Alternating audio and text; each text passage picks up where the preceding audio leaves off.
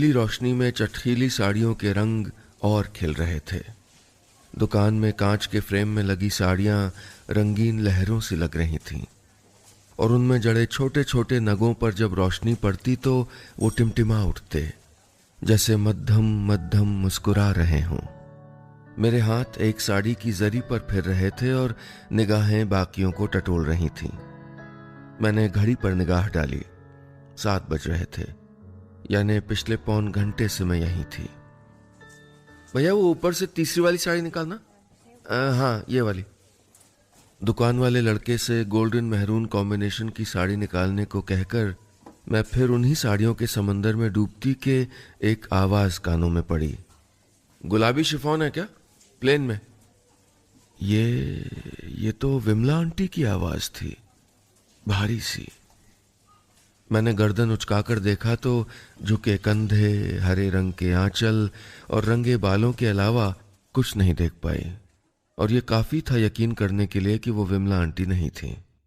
जिंदगी में 2 तरह के लोग याद रह जाते हैं, जिनसे आपके संबंध अच्छे हों या फिर खराब। आंटी दूसरे किस्म के लोगों में थी, वो जिन्हें याद करने से कभी होठों के इर्द गिर्द चांद नहीं बनता था, कभी कोई याद मन मीठा नहीं करती थी। अगर ऐसा होता तो शायद आज जिसे देखा उसके पीछे दौड़ पड़ती, जोर से चिल्लाकर पुकारती या पीछे से जाकर आंखें मूंद लेती, फिर भले ही वो कोई और होती। मैं घर चली आई। रास्ते में बर्गर खा लिया था तो भूख जैसा कुछ महसूस नहीं हो रहा था। मुंह हाथ धोकर मैं बिस्तर पर निढाल हो गई। पलकें बोझिल हो रही थीं। 6 साल पहले की वो शाम मुझे थपकी देने लगी थी। मन यादों की सीढ़ियां उतरकर शहर के उस मोहल्ले में पहुंच गया, जहां बड़े बड़े खुले घर थे, चौड़ी गलियां थीं और कॉलोनी के बीच में बड़ा सा पार्क। सामने गली में अखबार का विज्ञापन वाला पेज थामे मैं अपने लिए एक अदद ठिकाना ढूंढ रही थी। मकान नंबर 223, न्यू शाहगंज, आगरा।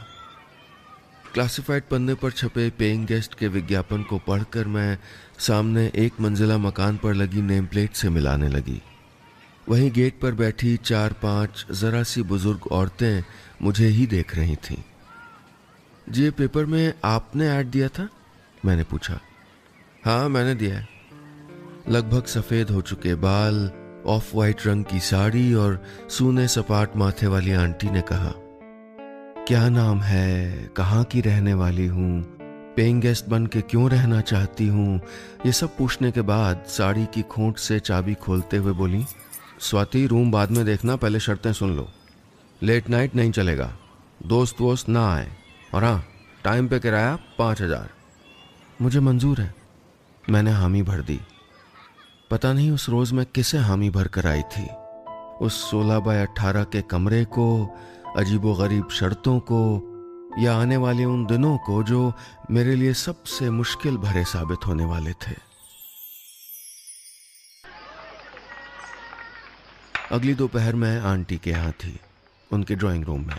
सामने दीवार पर उनके परिवार की पुरानी तस्वीर लगी थी, आंटी, उनके पति और बेटी की, जिसके बारे में वो 20वीं बार जिक्र करते हुए बोली, नीति ने जिद की थी, तब जाके मैं पेइंग गेस्ट के लिए राजी हुई, वरना अजनबी पे कौन भरोसा करे, क्या जाने किसके मन में चोर बैठा हो।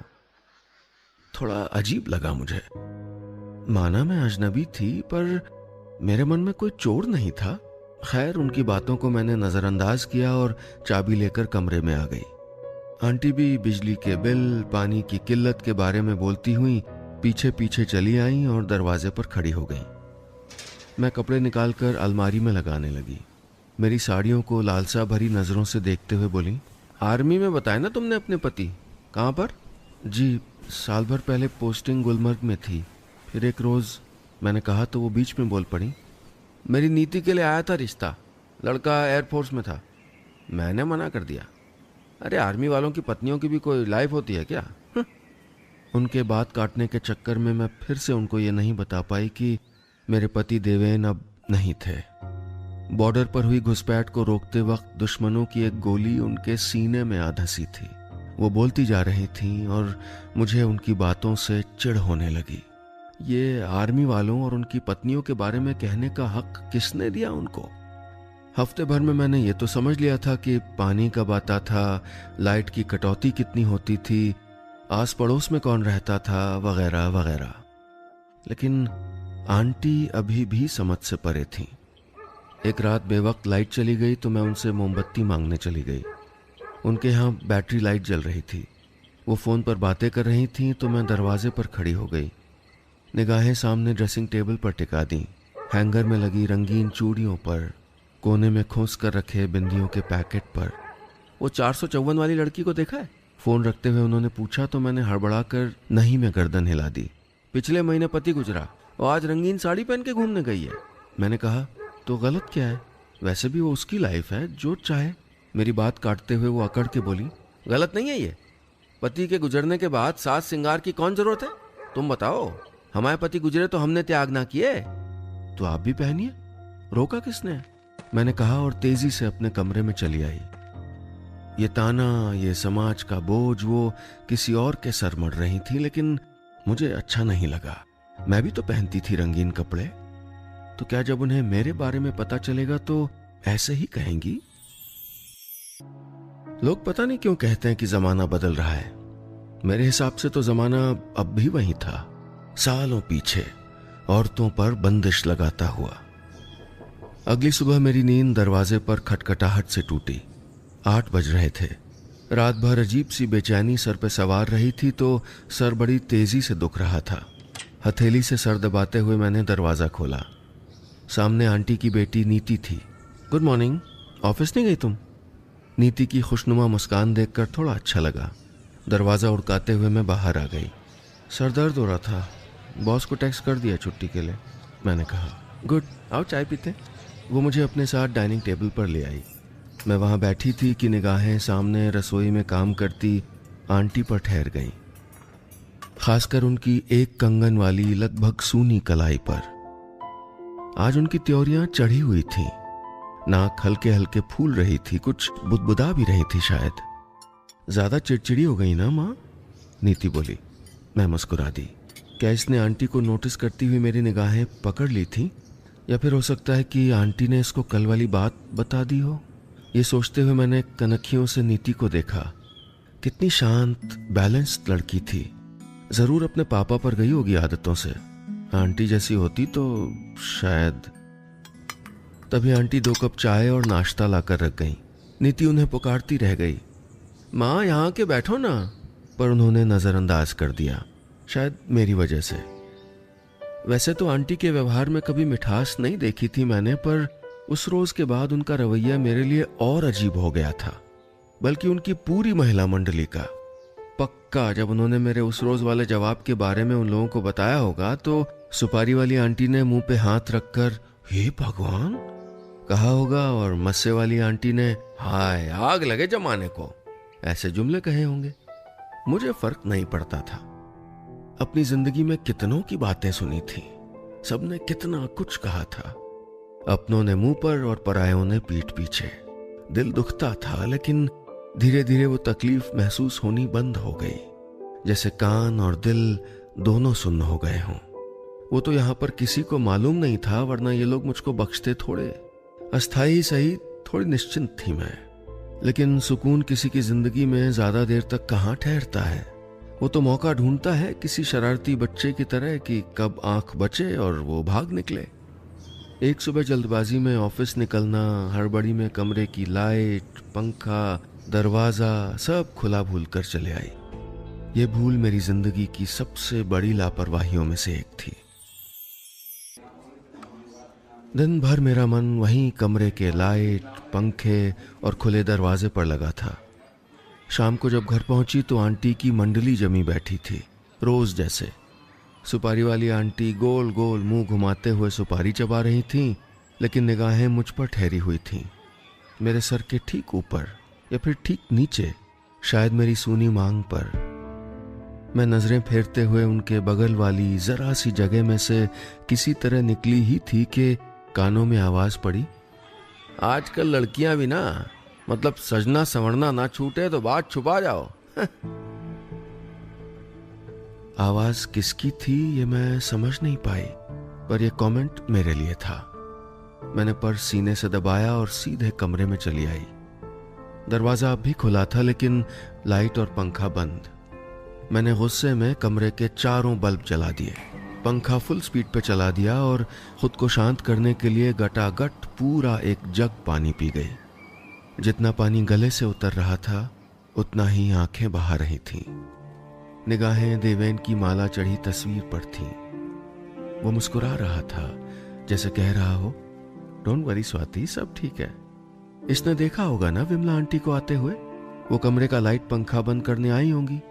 स्विच बोर्ड के बगल में लगी देवेन की तस्वीर पर उनकी निगाह बाय चांस चली गई होगी। तस्वीर पर लगी माला देखकर वो पक्का समझ गई होंगी कि मैं भी उनकी तरह वो लफ्ज जिसे कहने से मेरा मन कतरा रहा था उसे जी नहीं सकती थी। मैंने कभी खुद को तसव्वुर भी नहीं किया था इन फीके रंगों में, इस बेस्वाद जिंदगी में। शाम से रात होती गई। जाने कितनी देर मैं यूं ही बिस्तर पर पड़ी रोशनदान से छन कर आती बल्ब की रोशनी देखती रही। थोड़ी देर बाद बाहर से किसी खटर पटर की आवाज आने लगी। शायद आंटी भीतर आ चुकी थी। मैं झटके से उठी और सीधे उनके सामने जाकर खड़ी हो गई। आप मेरे कमरे में आई थी? मैंने पूछा। वो मेरी बांधनी साड़ी को निहारते हुए बोली, हाँ, लाइट पंखा चलता छोड़ गई थी तुम, देखा तो बंद करने चली आई। कुछ गलत कर दिया क्या? जवाब के इंतजार में उनकी पैनी नजरें मुझ पर थीं, जैसे कहना चाह रही हो कि मुझे सब पता है, तुम भी मेरी जैसी हो ना, तो फिर क्यों ये रंग रोगन किया हुआ है खुद पे? सादा जिंदगी गले नहीं उतरती क्या तुम्हारे? मैंने सीधे उनकी आंखों में देखते हुए कहा, गलत किया तो नहीं, पर गलत कहिएगा मत। वो मुस्कुरा दी, नहीं, तिरछी मुस्कान के साथ हल्का सा हंस दी, जैसे किसी झूठे इंसान पर हंसते हैं। झूठी नहीं थी मैं। देवेन का जिक्र करते समय हमेशा था का इस्तेमाल किया था मैंने। काश की आंटी की बातों को काट कर उनसे कहती कि देवेन नहीं रहे, अब सिर्फ मैं हूं, अकेले, और जिंदगी जी रही हूं जैसे शादी के पहले जीती थी, जैसे देवेन के साथ जीती थी। रात भर बिस्तर के कोने में बैठी मैं देवेन की तस्वीर देखती रही, सोचती रही कि क्यों आ रहा है ये सवाल हम जैसी औरतों के सामने। हमारे सजने, संवरने, खुश रहने, यहां तक कि जिंदगी जीने पर भी क्यों अंकुश लगा दिया जाता है? अगले कुछ दिन मन और मैं दोनों खामोश रहे, जैसे जिरह करते करते थक गए हों, जबान दर्द देने लगी हो। लेकिन आंटी नहीं थकी थी और न ही उनकी सहेलियां। वो कोई 3 रोज बाद की बात थी। बाहर बारिश हो रही थी तो आंटियां बारामदे में जमी थीं। मैं आंगन में खड़ी गिरती बूंदों को हथेली में भरने लगी। आकाश से गिरती इन बूंदों को छूकर लगता था जैसे देवेन इनमें कहीं शामिल होगा। वो भी तो एक आसमां के पार रहता था ना। मैंने मुट्ठी भर पानी यूं ही हवा में उछाला, तभी कानों में एक तंज चुभा, आंटी का। बचपना तो देखो, बच्चे भी फेल हैं, मतलब हद है, उन्होंने कहा तो बाकी हंस पड़ी। मैंने दोबारा मुट्ठी में पानी भरा और उन पर उछाला। तमीज नहीं है तुम्हें? ये लड़कपन अच्छा लगता है क्या? साड़ी से बूंदे झाड़ते हुए वो गुस्से में बोली, हाँ, मुझे तो अच्छा लगता है ये लड़कपन, ये जिंदा दिली, और आप जैसे लोगों के लिए खुद को बदल दूं क्या? कहकर मैं कमरे में आई और दरवाजा बंद कर दिया। तभी किसी ने धक्का मारा और दरवाजा खुल गया। सामने आंटी खड़ी थी, आंखों में लाल डोरे और आंसू लिए। बोली, आप जैसे से मतलब क्या है तुम्हारा? तुम नहीं हो क्या हम जैसी? साड़ी का सफेद पल्लू दिखाते हुए वो बोली, जान लो ये सच तुम्हारा भी है। आंटी बोले जा रही थी। मेरी आंखें, मन, दिमाग सब एक साथ भर आया। थरथराती आवाज के साथ मैं लगभग चिल्लाई, मैं अपने अकॉर्डिंग जिंदगी जीती हूं, ये सच है मेरा। और आपका कि आप जिंदगी को ढो रही हैं, इस सो कॉल्ड कफन। अपने सबसे कड़वे शब्दों को मैंने रोका। आंटी रो रही थी, कभी आंसू गुस्से के होते, कभी दुख के। मैंने उसी रात सामान पैक किया और वो कमरा और आंटी को छोड़कर चली आई। आज 6 साल पुरानी यादों से लौटने के बाद जाने क्यों मन पसीज आया। वक्त चीजों को नए नजरिए से सोचना सिखा देता है। तभी किसी सख्त जान का रोना दिल में कंपन पैदा कर गया। इच्छा होने लगी कि क्यों न सब कुछ भूलकर एक बार, सिर्फ एक दफा 5 मिनट के लिए ही सही आंटी से मिलाऊं? पुरानी गलियों में आना बीती जिंदगी को फिर से जीने जैसा होता है। अगले रोज मैं फिर से उसी मोहल्ले में थी। कितनी बदल गई थी ये जगह। मकान थोड़े और ऊंचे हो गए थे और गलियां थोड़ी और संकरी। चलते हुए मेरी निगाह बालकनी में खड़ी सुपारी वाली आंटी पर पड़ी।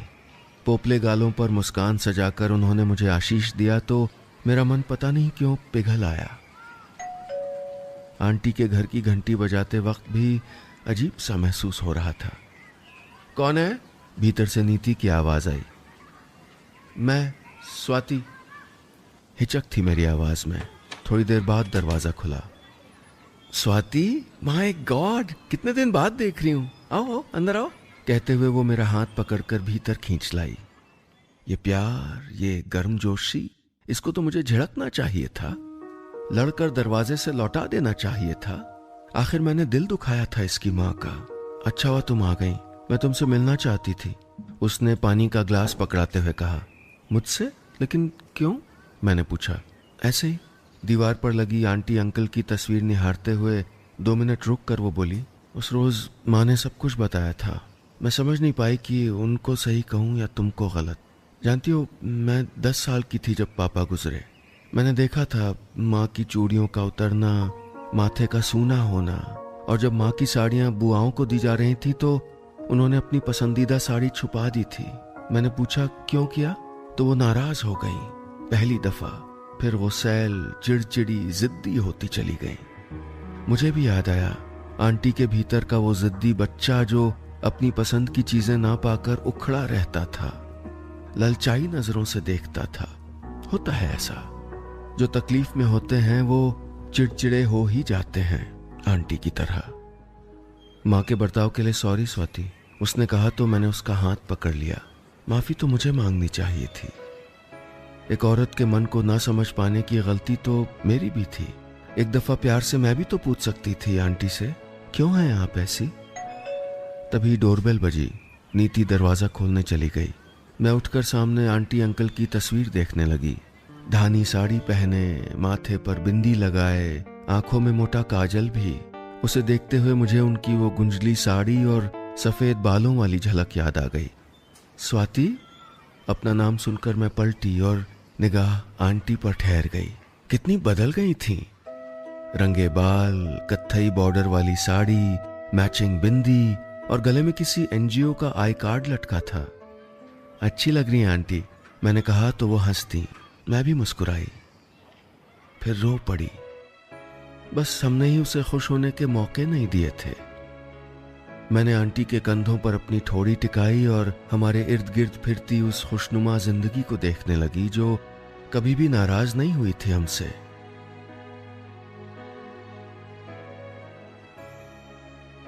बस इतनी सी थी ये कहानी।